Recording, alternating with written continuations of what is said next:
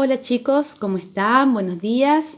Bueno, empezamos la semana con un tema nuevo, enlace químico. Y vamos a preguntarnos, ¿qué es un enlace químico? ¿Por qué se unen los átomos? Los enlaces químicos corresponden a la fuerza de atracción que mantiene unidos a los átomos que forman parte de una molécula para lograr estabilidad. La molécula es estable. Por eso, cuando la profe Lore en segundo año le da la definición de molécula, dice que es la mínima porción de una sustancia que podemos encontrar en forma libre y estable. ¿Sí? Está unida por átomos. Los átomos, moléculas e iones se unen entre sí para alcanzar esa máxima estabilidad, es decir, gastar la mínima energía. Para ello utilizan los electrones que se encuentran en la capa más externa. Son llamados electrones de valencia. ¿Sí? En la última capa, esa que está incompleta en todos, salvo en los gases nobles, ¿sí? Se encuentran los llamados electrones de valencia. Se mueven con mucha facilidad entre un átomo y otro. Pueden cederse, tomarse, compartirse, y de eso va a depender el tipo de enlace. Aquí tenemos un cuadrito con los gases nobles, su configuración electrónica. Vamos a ver que los gases nobles son los únicos que tienen el último nivel completo. Todos terminan en P6. Todos tienen su último nivel completo. Y se estudió que los gases nobles son los únicos que no forman enlaces, no forman moléculas, no reaccionan con otros. Tienen su máxima estabilidad, son los únicos que estando solos. Entonces, en base a esto, Gilbert Lewis estableció que cuando dos o más átomos se aproximan unos con otros y juntan su última capa de valencia entre sí, logran ceder, ganar o compartir electrones, de tal manera que en su última capa se queden con la estructura de máxima estabilidad, que es la que poseen los gases nobles, como veíamos recién. Elementos muy poco reactivos y que poseen 8 electrones en su última capa. Ustedes dirán, ¿por qué 8? Porque se suman los del S y los del P, del último nivel. ¿Sí? Cuando entre medio están los D y los F, tienen el numerito grande, el numerito que corresponde al nivel del anterior o del anterior al anterior, digamos. ¿Sí? Eso lo vimos cuando vimos la configuración electrónica.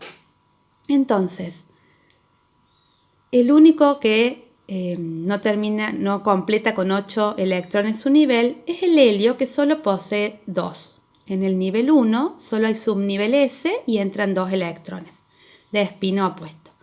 A partir de esto se establecen 2 reglas, la regla del octeto por un lado y la regla del dueto por otro. La regla del octeto establece que los átomos se unen compartiendo, también puede ser cediendo o tomando electrones, hasta conseguir completar la última capa de energía, el último nivel, con 4 pares de electrones, es decir, 8 electrones, adquiriendo la configuración electrónica del gas noble más cercano.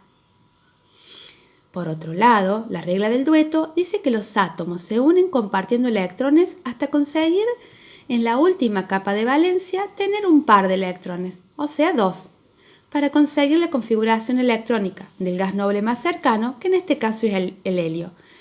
Al único elemento que se aplica esta regla es al hidrógeno. Bien, ¿cómo vamos a representar los electrones de valencia de un átomo o molécula? Justamente por medio de la simbología o estructura de Lewis.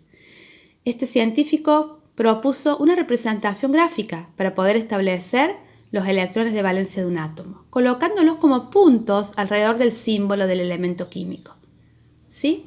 Por ejemplo, si yo quiero desarrollar la simbología de Lewis o estructura de Lewis del átomo de nitrógeno, miramos en la tabla periódica que su número atómico es 7 y vamos a tener que hacerlo en 2 pasos.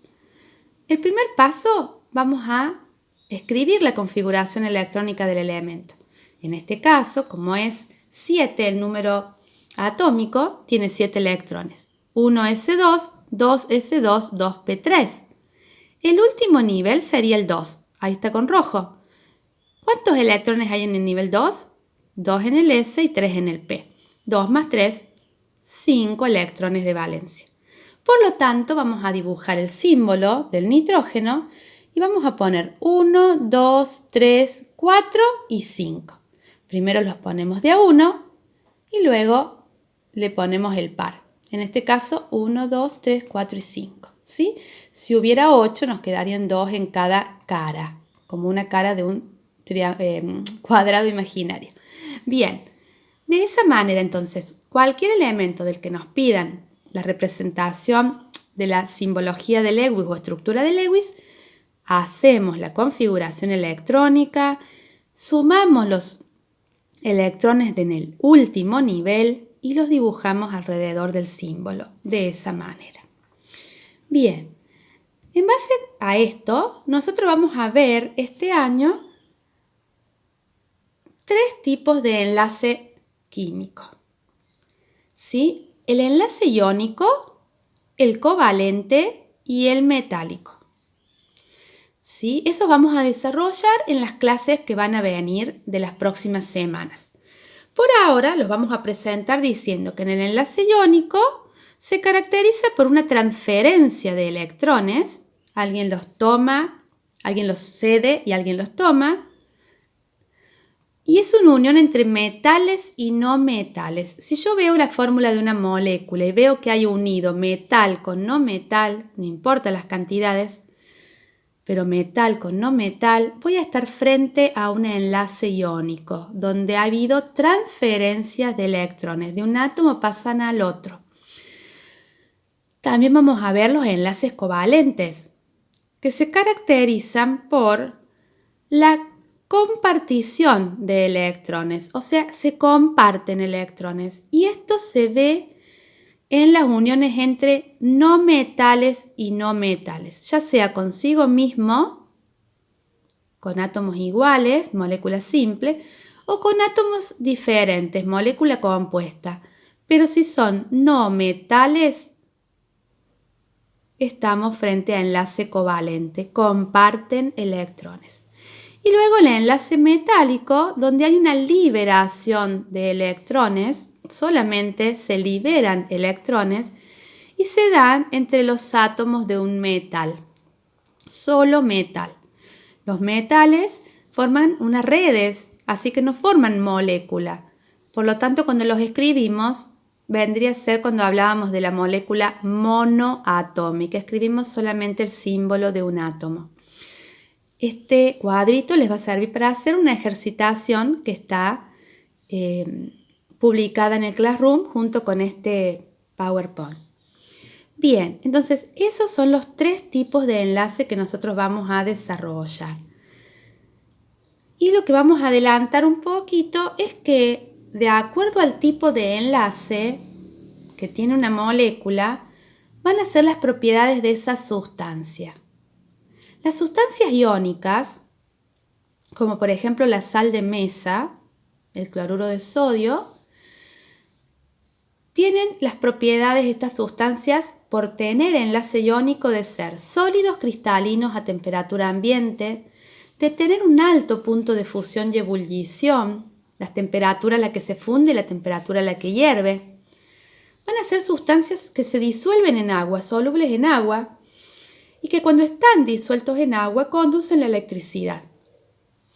En cambio, las sustancias covalentes son líquidas y gases a temperatura ambiente.